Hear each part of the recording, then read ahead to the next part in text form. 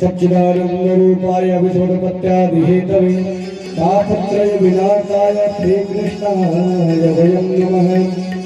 जय जय श्री राधारमण, जय जय रमण किशोर, जय गोपी चित्तचोर प्रभु, जय बोलिए श्री कृष्ण भगवान की जय। चलिए माल्यार्पण कराएंगे।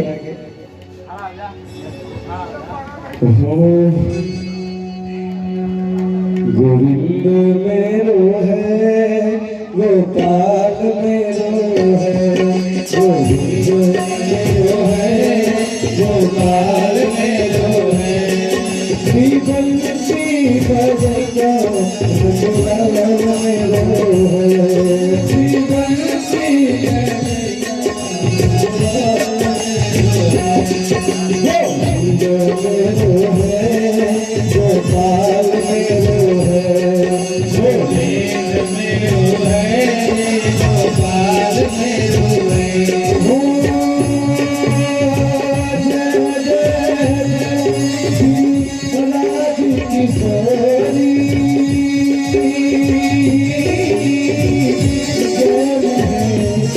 जय जय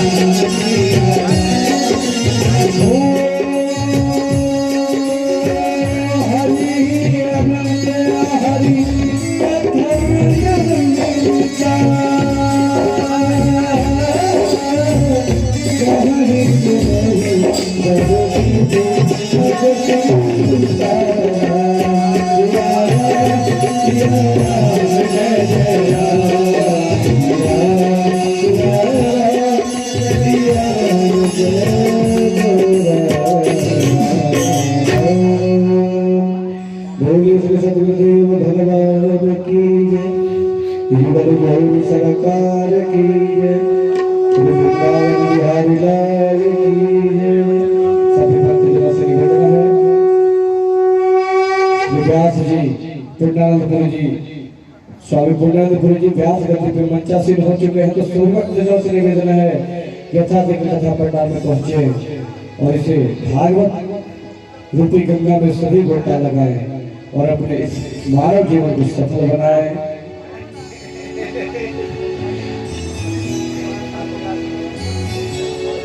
चलिए गुरु गुरु के चरनिया मेहला गई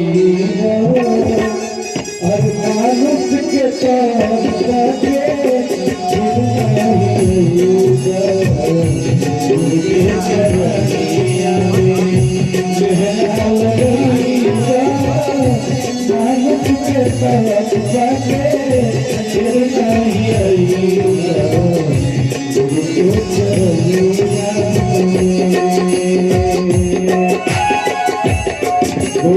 सदगुरुदेव भगवान की जय, जीवन जोड़ी सरकार की जय, श्री वृंदावन बिहारी लाल की जय। सभी यथाशीघ्र कथा पंडाल में पहुंचे। कथा का समय कुछ बदला गया है क्योंकि सप्तम दिवस की कथा थी, तो शेष कथाएं अब आज अभी से प्रारंभ हो रही हैं। कल आपको समय बताया गया था तो सभी भक्तजन यथाशीघ्र कथा पंडाल में पहुंचे और अपने इस भागवत रूपी रस प्रवाह गंगा में गोता लगाएं और अपने इस मानव जीवन को सफल बनाएं। जय श्री राम। बालक उधर बैठ गए, बुलेंदर जी तत्र बैठ गए। चलाओ रे, कहाँ गया? हम यार फोन निकाल देंगे। और श्री राधे राधे, श्री राधे, श्री राधे, श्री राधे, श्री राधे, श्री राधे, श्री राधे।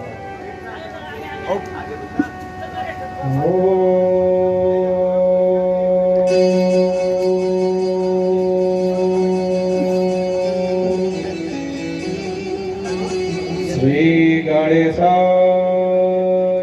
नमः। श्री सरस्वती नमः। श्री सद्गुरु चरण कमलेभ्यो नमो नमः।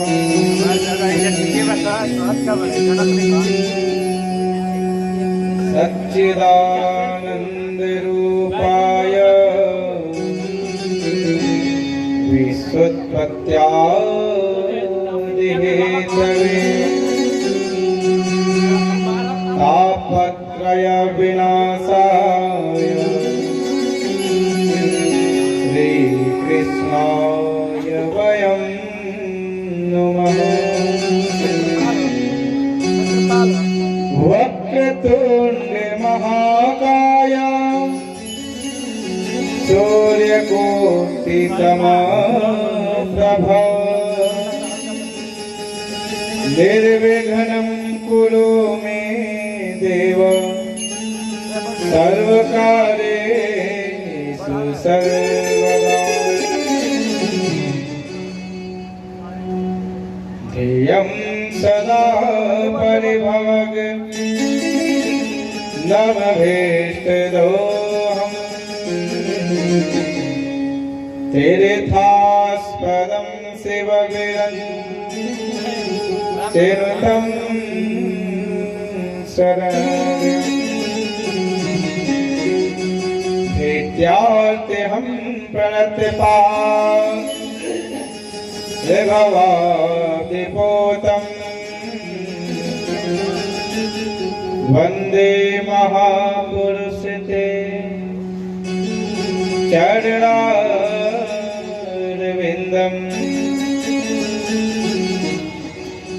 नारायणं नमस्कृत्य नरं चैव नरोत्तमं देवीं सरस्वतीं व्यासं ततो जयमुदीरये।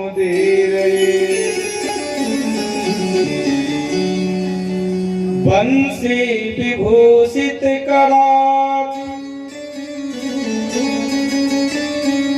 नवनीरदाभा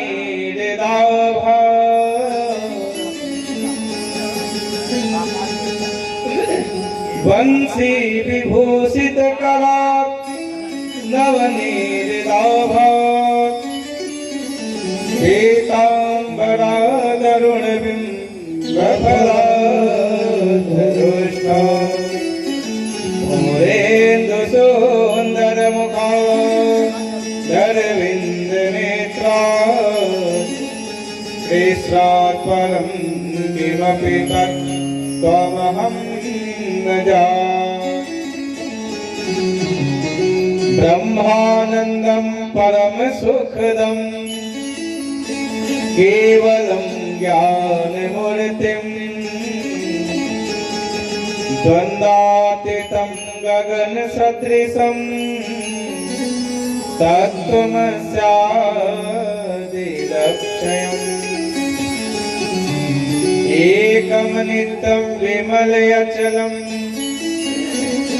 सर्वधी साक्षिभूतम्। त्रिगुणरहितं सद्गुरुं त्वां नमामि। भगवानंद कंद सच्चिदानंद भगवान की जय।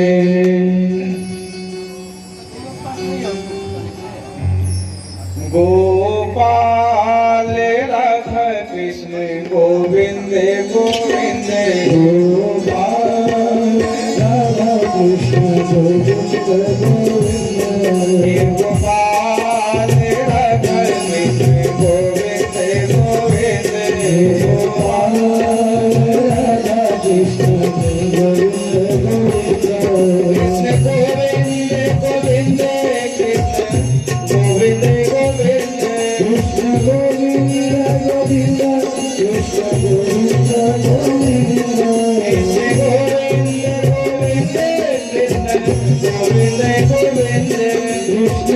गोविंद गोविंद कृष्ण गोविंद गोविंद हे गोपाल हे गोविंद गोविंद हे गोपाल राधा कृष्ण गोविंद गोविंद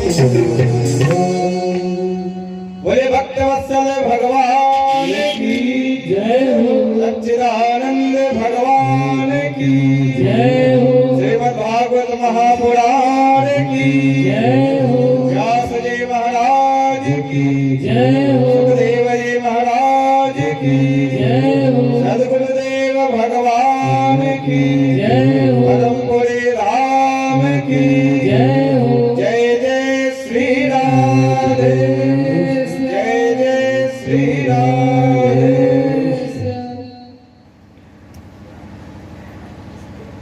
कामस्तु वासुदेवांशो दग्धः प्रागरुत्रमन्योना देहोपपत्तये भूयात् तमेव प्रत्यापद्यता।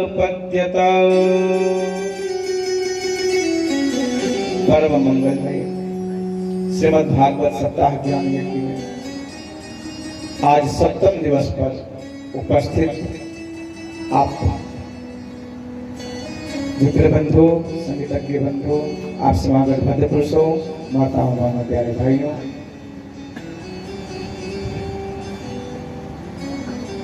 जैसा कि आप सबको सूचित किया गया कि यह भागवत जी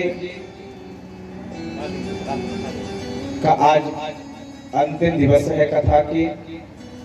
कथा का समय 6 बजे से होता था, पर आज हमारे परमधाम आश्रम दिल्ली नंदिनी अखाड़ा के महामंडलेश्वर पद पे सुशोभित परम पूज्य अनंत श्री विभूषित महामंडलेश्वर स्वामी निर्भयानंदपुरी जी महाराज एवं हिमाचल प्रदेश भ्रमण से स्वामी राघवानंदपुरी जी महाराज एवं श्री परमपुरी धाम दिल्ली, हरिद्वार आदि प्रदेशों से भी संत जनों का शुभागमन हो रहा है। वह कार्यक्रम संध्या 7 बजे से शुरू हो जाएगी, तो संत सम्मेलन का अधिक से अधिक लाभ लिया जा सके, इसलिए कार्यक्रम भागवत कथा के कार्यक्रम समय में संशोधित करके हम लोगों ने यह समय रखा। कल हम लोगों ने कथा सुनी कि भगवान रुक्मिणी परम्बा लक्ष्मी स्वरूपा जो राजा भीष्मक की पुत्री हैं, उनसे भगवान रुक्मिणी के आग्रह पर उनका हरण कर द्वारिका में प्रथम विवाह संपन्न किया। रुक्मिणी जी से प्रथम पुत्र हुए श्री प्रद्युम्न जी महाराज, जो कामदेव शापित थे इस जन्म में, वह भगवान श्री कृष्ण के यहाँ पुत्र रूप में जन्म लिए हैं।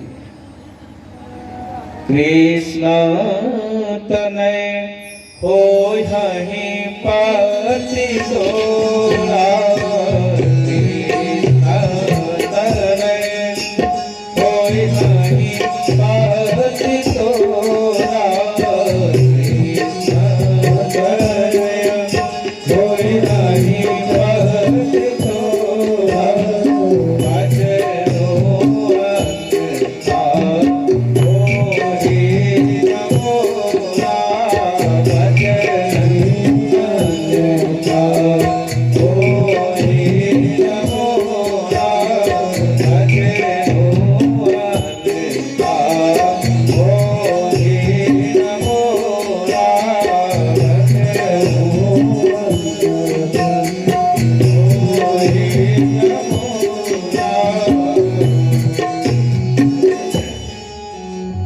रामचरितमानस गाया जब भगवान भोलेनाथ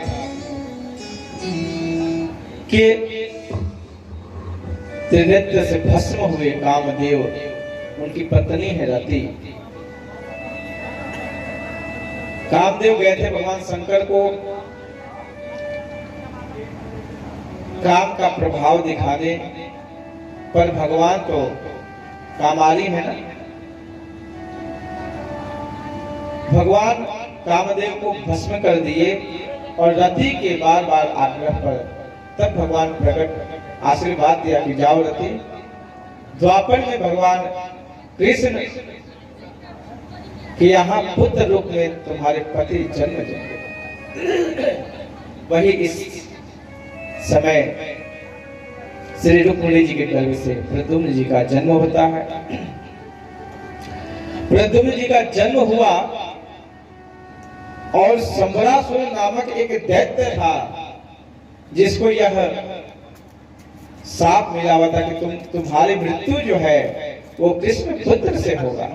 रुक्मिणी जी के पुत्र पहले जो जन्म लेगा पुत्र, उसी से तुम्हारी मृत्यु निश्चित है। संबरासुर प्रसूतता गृह में गया और जाकर के प्रद्युम्न जी को हरण करके ले आया। सम्रासुर राक्षस है ना, तो अपनी माया का प्रभाव ऐसा दिखाया और जहाँ प्रसूति गृह था, जहाँ जन्म हुआ था, वहीं से प्रद्युम्न जी को लेकर के आया और उस छोटे नन्हे बच्चे को लेकर के और समुद्र में फेंक दिया। समुद्र में एक बहुत बड़ी मछली ने उसका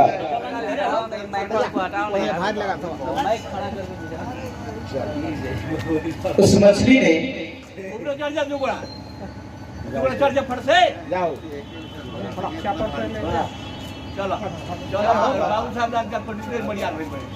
मछली ने उस बच्चे को निगल लिया और वह मछुआरा इतने बड़े मछली को देख के बड़ा खुश हुआ। सोचा कि यह उपहार तो राजा के लायक है। यह सोच करके वह उस मछली को सम्रासुर के यहाँ भेंट करने के लिए ले गया।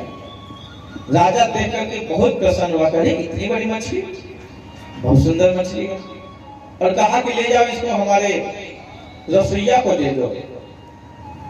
हम लोग वहां जाएंगे। रसोइया के यहाँ रति देवी पहले से ही वहां पे विराजमान है, और जैसे ही रसोइये ने उस मछली को काटा तो उसमें काटते ही देखा कि बच्चे का सुना, घबरा गया, उस बच्चे को सकुशल निकाला।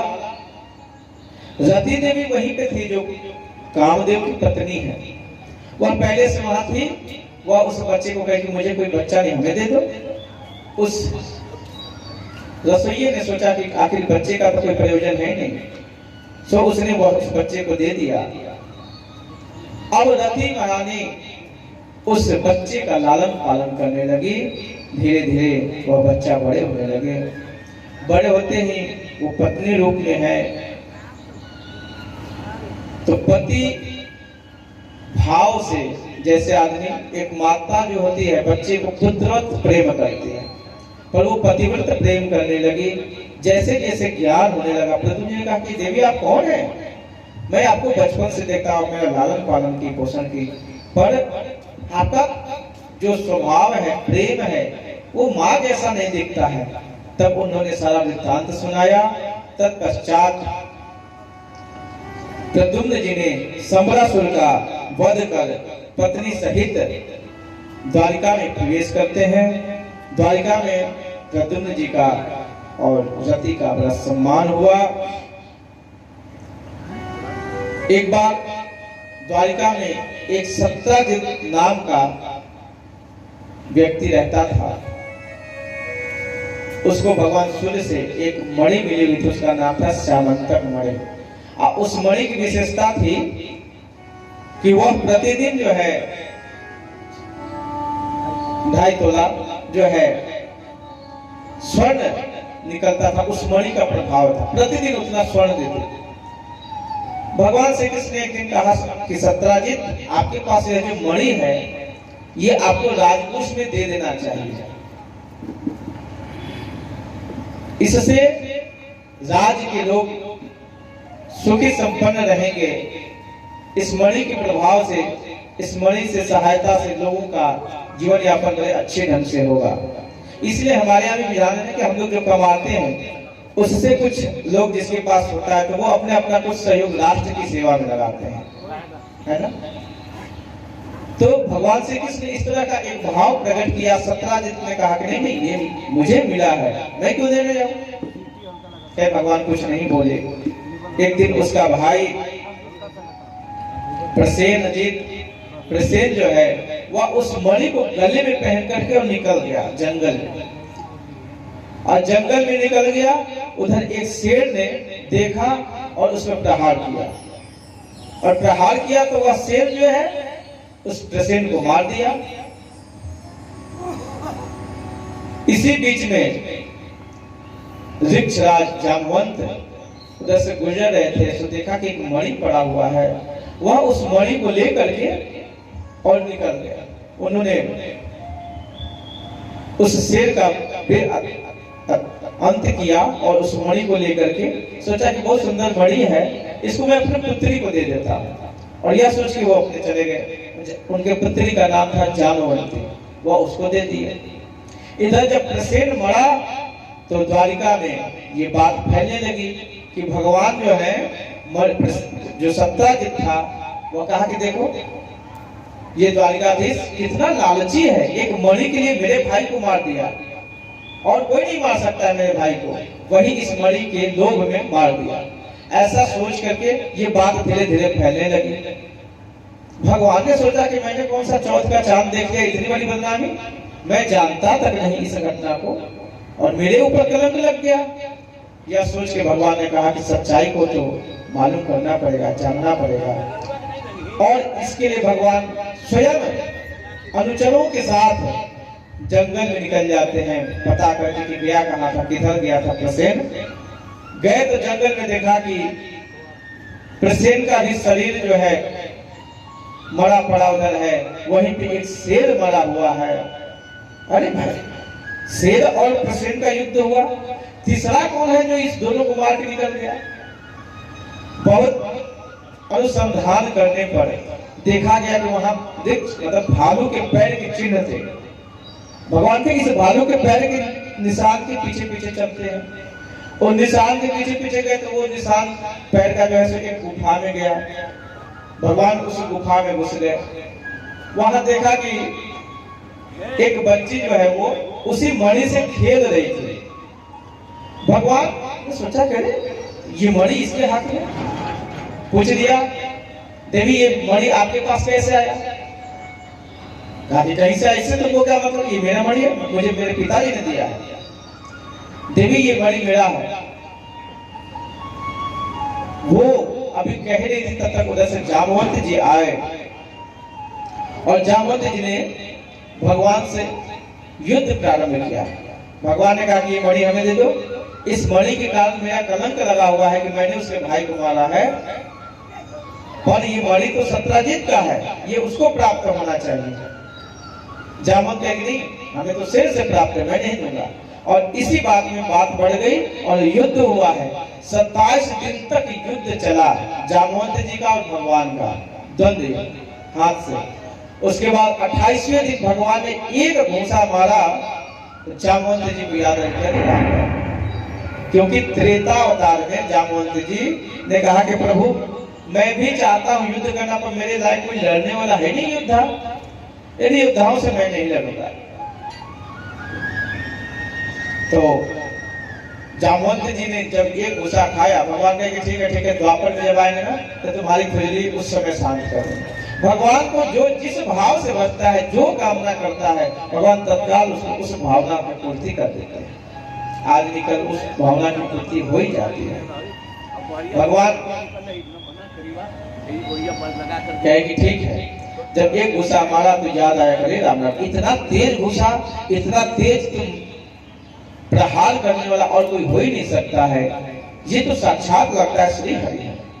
प्रणाम किया, कहा प्रभु मेरे गलतियों को क्षमा करें, मैंने ये जो भी कुछ हुआ अनजान में हुआ।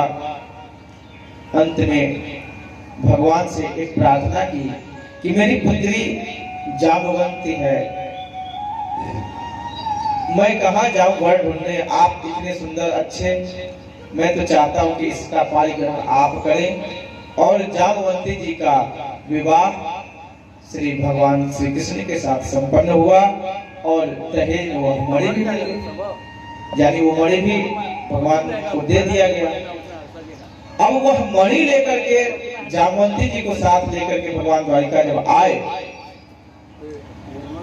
तो सत्राजित को सारी घटना क्रम को बताया कि सत्राजित तुम मुझे कह रहे थे तुम्हारे भाई को मारने वाला एक शेर है, और मणि तो ये देखो तुम अपना मणि ले लो, ये मणि मुझे जामवंत से मिला है। अब सत्राजित को लगा कि अरे राम राम बड़ी बदनामी हुई, क्योंकि जब आदमी कुछ नहीं करता है और उसका दोष लगता है, जब सच्चाई मालूम होती है तो दोष लगाने वाले को बड़ी गिलानी होती है, ये तो बहुत गड़बड़ हो गया। तो सत्राजित को भी बड़ा गिलानी हुई, कह रहे मैंने तो झूठ मूठ का बाबा पे कलंक लगा, अरे कृष्णा पे कलंक लगाया, कृष्ण तो ऐसा नहीं किया था। अब उस कलंक से बचने के लिए झूठ से, अब मेरी प्रतिष्ठा तो दांव पे लग गई, अब मैं करूंगा सब जगह द्वारिका में यही होगा कि देखो सत्राजित झूठ बोला, भगवान को इस तरह से बदनाम किया। तो इस बदनामी से बचने से रक्षा कैसे हो, यह सोचकर के वह अपनी बेटी सत्यभामा जी का कहा विवाह भगवान श्री कृष्ण से रिश्ता तय करना चाहे। प्रभु मैंने बहुत बड़ी गलती की, अब मैं आपसे आग्रह करता हूँ कि मेरी बेटी सत्यभामा उसका आप पारिग्रहण करें, और बदले में मैं और कुछ तो नहीं दे सकता। आपने ठीक कहा था कि जो धन का सदुपयोग राष्ट्र की सेवा में है, तो ये मणि जो है आप राष्ट्र की सेवा में लगा दें। तो भगवान उस मणि को लिए और सत्यभामा जी के साथ पारिग्रहण किए। इस तरह से सत्यभामा जी के साथ, कालिंदी जी के साथ मित्र वृंदा, सत्या देवी, भद्रा देवी, लक्ष्मणा देवी, ये जो 8 देवियां हैं, इनसे भगवान ने पारिग्रहण किया। भगवान श्री कृष्ण के 8 कठरागी। एक बार एक सूचना भगवान को मिली कि प्राकृत ज्योतिषपुर का राजा भौमासुर, जो भूमिपुत्र था, वैसे उसका नाम था नरकासुर, लेकिन भूमिपुत्र होने के कारण लोग उसे भौमासुर कहते थे। वह संकल्प किया था कि मैं 20,000 कन्याओं को एक साथ उसके साथ पारी ग्रहण कर लूंगा। तो वो राजाओं के यहाँ जाता था, उनकी बेटियों को जीत के ले आता था और बंद करके रखता था। तो 16,100 कन्याएं उसकी कारागृह में बंद थी। भगवान को मालूम चला कि प्रभु वह बहुत अत्याचारी है, बहुत गलत कर रहा है। भगवान कहे कि ठीक है, धर्म संस्थापनार्थाय, इस भाव से भगवान प्रागज्योतिषपुर में भौमासुर के यहाँ आक्रमण करते हैं।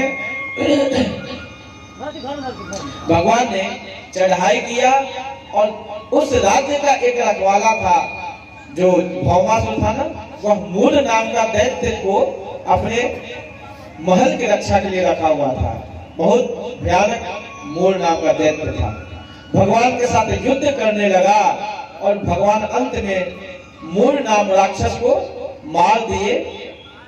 तभी से भगवान का एक नाम पड़ा मुरारी, है ना।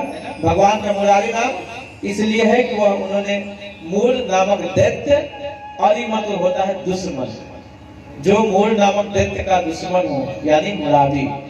बोले मुरारी भगवान की। अब वो 16,100 रानी कहाँ जाए? सबको मुक्त तो कर दिया, भौमासुर का वध किया भगवान ने, मूल को मारा, फिर उसके बाद भौमासुर का वध हुआ।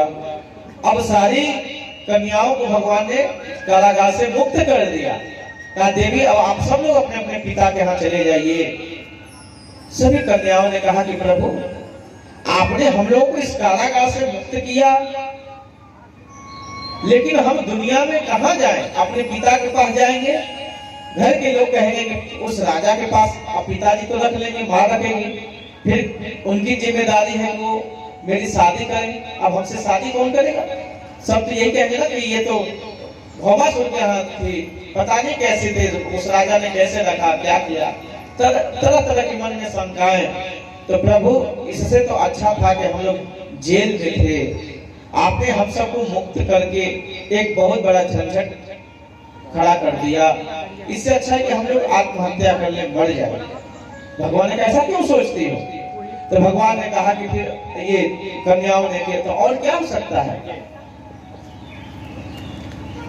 भगवान सोचने लगे तो कन्याओं ने कहा कि प्रभु यदि आप चाहते हैं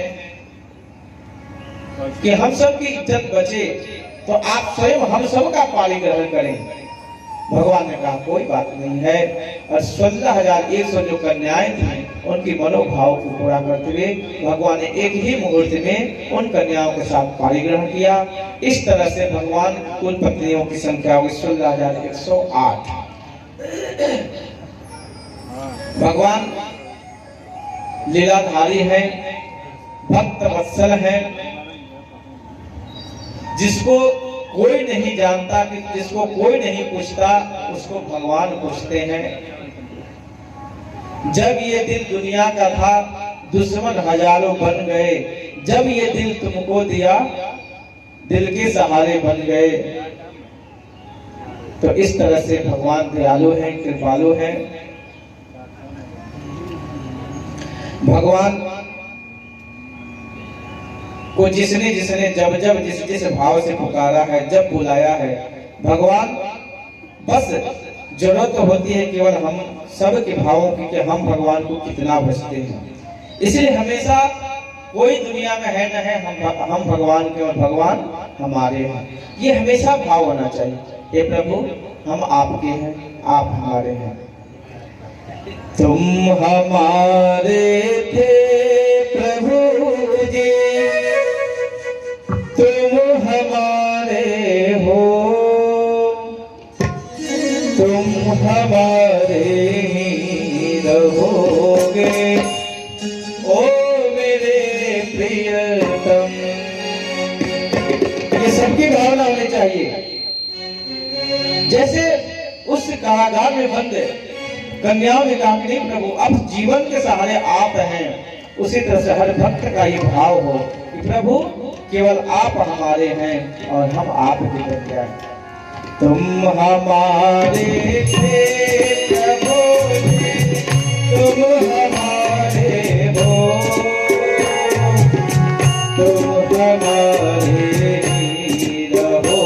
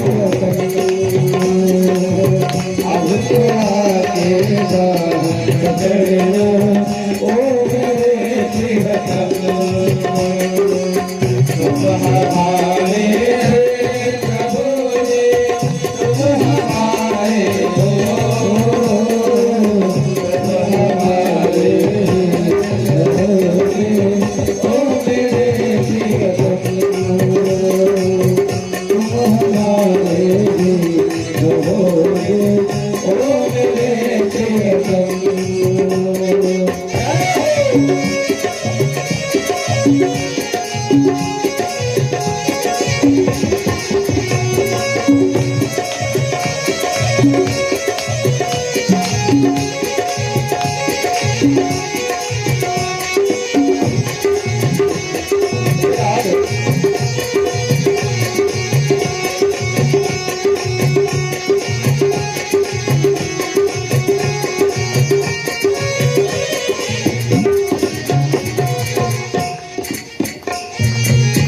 तेरे कारण सब जग छोड़ा, तुम संग नाता जोड़ा। तेरे कारण सब जग छोड़ा, तुम संग नाता जोड़ा। एक बार प्रभु हंस के कह दो, तू मेरा मैं तेरा। एक बार प्रभु हंस कर कह दो, मैं तेरा तू मेरा। एक बार प्रभु हंस के कह दो, तू मेरा मैं तेरा। एक बार प्रभु हंस कर कह दो, मैं तू मेरा मैं तेरा। साथ प्रीत गिरे तेरे वाला, साथ प्रीत गिरे तेरा वाला, ओ मेरे प्रियतम। साथ प्रीत गिरे तेरे वाला, ओ मेरे प्रियतम। हमारे रहोगे,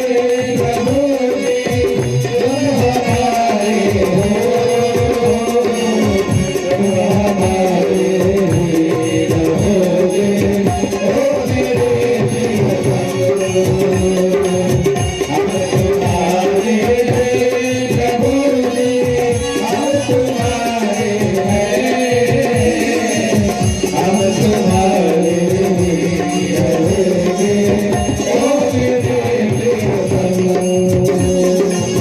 हम तुम्हारे रहोगे ओ मेरे प्रियतम। प्रभु आप हमारे हैं और आप हमें अपना बनाइए, ऐसी भावना को पूर्ण करते हुए भगवान ने उन कन्याओं के साथ कार्यक्रम संपन्न किया। भगवान के प्रत्येक रानी से 10-10 पुत्र और एक पुत्री हुई। बहुत बड़ा परिवार भगवान का हो गया। प्रद्युम्न पुत्र अनिरुद्ध का विवाह हुआ और दोनों विवाह जो है, दोनों विवाह में झगड़े हुए। रुक्मी के जो नातिन था ना, उससे श्री प्रद्युम्न पुत्र अनिरुद्ध जी का विवाह हुआ और दूसरा विवाह जो है वो 1200 की पुत्री उषा के साथ संपन्न हुआ। भगवान एक दिन अपने बाल गोपालों के साथ घूमते घूमते एक बगीचे में चले गए आराम करने। और उस बगीचे में भगवान एक वृक्ष के नीचे लगे आराम करने और बच्चे लोग सब खेलने लगे। इसी खेलने के क्रम में बच्चों ने कहा चलो हम लोग गेंद खेलते हैं और गेंद का खेल प्रारंभ किया। और गेंद खेलते खेलते एक बच्चा ने गेंद फेंका, सुबह गेंद चला गया कुआं में। अब कुआं में जैसे ही गया तो सब बच्चे गए तो गिर गए कुएं में। अब गेंद को निकालने के लिए कुएं में गए तो वहां देखा कहीं उस कुएं में बहुत बड़ा गिरगिट था, है ना, बहुत बड़ा गिरगिट। और उतना बड़ा गिरगिट देख के सब आश्चर्यचकित आकर के भगवान को कहा कि पिताजी उस कुआं में एक बहुत बड़ा गिरगिट है, ऐसा गिरगिट तो हम लोगों ने अभी देखा ही नहीं था। भगवान गए और जैसे ही भगवान ने उस गिरगिट का स्पर्श किया, वह अपना शरीर गिरगिट का त्याग करके एक सुंदर स्वरूप में प्रार्थना करने लगा भगवान का। नरेन्द्रोहम इच्छा को तनयः प्रभो दानि स्वाध्याय मानेषु यदि ते कर्म भस्मृतम्। नृगो नाम नरेंद्रो, प्रभु मेरा नाम नृग है, मैं इक्ष्वाकुवंश का राजा हुआ। एक बार मैंने गौओं को दान करता था, हमेशा राजा लोगों के पास बहुत गौएं होते थे, स्वर्ण दान गौ दान, तो वो गौ बहुत पालन करते थे और दान भी करते थे। एक महात्मा को उन्होंने गौ दान किया, अब हजारों गौ दान कर दिए। अब महात्मा जी गौ लेकर के चल दिए, उसमें से एक गौ जो है भाग करके फिर पुनः राजा की गौशाला में आ गया। पुनः राजा फिर अगली बार फिर गौ दान करना था, तो उसी में से पुनः गौओं को दान कर दिए। अब वो जिस गौ का दान किए थे वो गौ आगे इनके गौशाला में। अब लगे सोचने की, अब राजा तो फिर भाई आया तो उनको पता नहीं था, फिर उन्होंने दान कर दिया। संयोग से जो भाग के दान की गाय थी वो भी उसी में थी, और वह भी उन्होंने दूसरे महात्मा को दान कर दिया। अब वो जिनको पहले दान किया तो महात्मा तो देख लिया रास्ते में, ये तो मेरी गाय है, ये तो हमने कहा कि ये तो मेरी गाय, आप क्यों ले जा रहे हैं? कहा कि मुझे राजा ने दान में दिया है, वो कहे कि मुझे दिया है दान में। अब दोनों आपस में लगे झगड़ने। आगे राजा नृग के पास, कहा कि प्रभु राजन, आपने एक गाय मुझे ही दान दिया था पहले, ये तो मेरी गाय है। अब राजा को पूछना याद था नहीं कि मैंने, कहा कि प्रभु ये तो हो सकता है गलती हो गई, पर मैंने गौशाला से दिया। अब दूसरा जो ऋषि कहा कि नहीं, मैं ये गाय मुझे दान में मिला है, हम लेंगे। अंत में पहले राजा महात्मा जी ने साफ दे दिया कि तुम दान दी हुई चीज को दान देते हो, साफ दे जाओ, गिरगिट हो जाओ। प्रभु मैं उसी महात्मा के साथ से साबित था, आपके दर्शन में धन्य हो गया। इस तरह से भगवान ने राजा नृग का कल्याण किया है। इधर हर समय में ना, मैंने कहा ना कि हर समय में डुप्लीकेट का तो जमाना शुरू से रहा है, कभी कम कभी ज्यादा। उस टाइम में भी कुछ वैसे लोग थे जो स्वयं अपने को कहते थे कि अहम ब्रह्मास्मि, मैं ही भगवान हूं, है ना। एक पौंड्रक नाम का राजा हुआ, वह स्वयं को कहता था कि मैं द्वारिकाधीश हूं, और द्वारिकाधीश बनने के लिए वह अपने पास डुप्लीकेट चक्र, गरुड़ आदि अपने पास रखने लगा। एक गरुड़ को पाला, कहा कि तुम मेरे साथ रहना, चक्र गदा आदि रखने लगा, कहा कि मैं ही भगवान हूं, है ना। भगवान को जब मालूम हुआ कि पौंड्रक चुनौती दे रहा है और भगवत सत्ता को चुनौती देता है, भगवान ने उस पौंड्रक का मान मर्दन किया, उसका उद्धार किया है। उसके बाद एक दिन नारद जी ने देखा कि प्रभु का इतना बड़ा परिवार है, 16,115। हम लोग एक दो बीबी हो जाए तो लोग परेशान हो जाते हैं ना। लोग कहते हैं महाराज विवाह हुआ, चैन नहीं है, हमारे यहाँ 4 काम बड़ा दुष्कर है। पता है क्या क्या? पहला तो कि कोई चाहे कि हाथी को धक्का देना, हाथी को धक्का देना जो है बड़ा मुश्किल काम है। दूसरा काम मच्छर की मालिश करना, मच्छर की मालिश हो सकते हैं, पता चला कि मच्छर ही उस मालिश में दब के खत्म हो जाएगा। और कोई कहे कि चींटी को कोई चुम्मा ले, उससे पहले चींटी काट के कर देगी लाल। और चौथा कहा गया कि जो विवाहित पुरुष है उसको प्रसन्न रहना है। ये 4 का बड़ा असंभव सा लगता है। तो कोई एक में परेशान है, भगवान के पास इतनी पत्नियां, कैसे सबको मैनेज करते होंगे?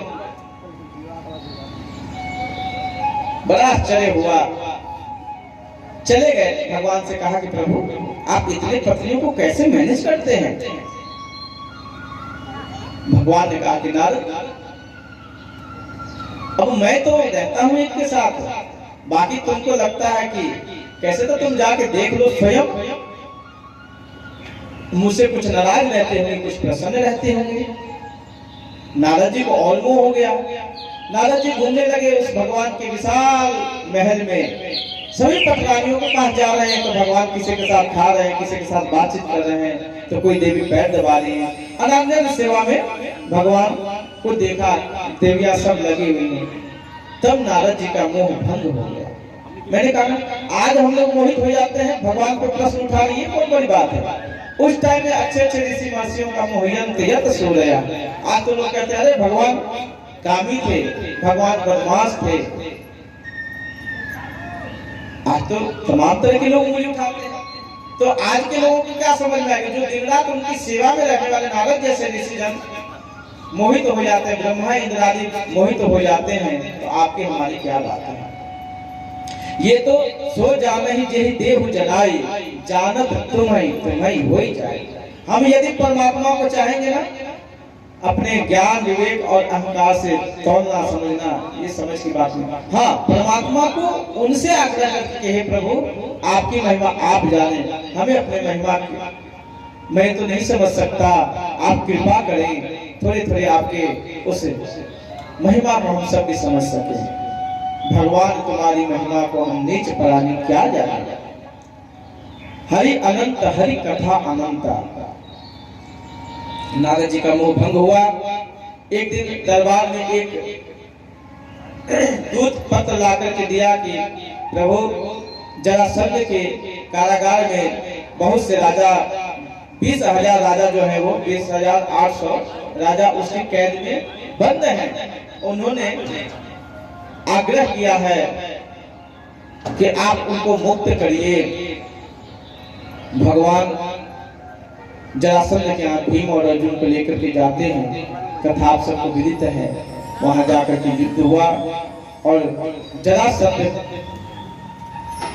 जो राक्षस है ना, जरासंध बहुत बलवान था और वो एक ऐसा प्राणी था कि उसके फाड़ देने के बाद जो ना इकट्ठा हो जाता, सट जाता था।